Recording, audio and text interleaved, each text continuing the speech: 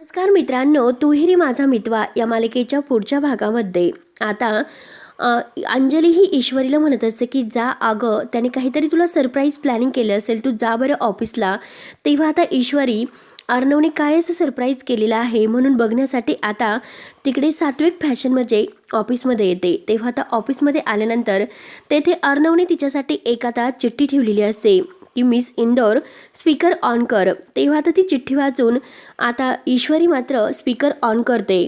ती काही रेकॉर्डिंग मात्र आता अर्णवने तिच्यासाठी ठेवलेली असते. तेव्हा तो विचार करतो की मिस इंदौर गेली खरी, परंतु तिने तिकडे ती रेकॉर्डिंग ऐकली असेल ना, नक्की काय चालू असेल. तेव्हा मात्र आता त्यामध्ये वेगळंच काहीतरी रेकॉर्ड झालेलं असतं. तेव्हा आता ईश्वरी जेव्हा ती रेकॉर्डिंग ऐकते, खरं तर आपण खूप वेगळे आहोत, आपल्यामध्ये काहीच असं साम्य नाही, मी याला मात्र माझ्या लाईफमध्ये नाही सहन करू शकत. हे ऐकल्यानंतर ईश्वरीला खूपच राग येतो. ईश्वरी धावतच अर्णवकडे येते आणि रागाने अर्णवकडे पाहत असते. तेव्हा आता अर्णव तिच्याकडे पाहतो.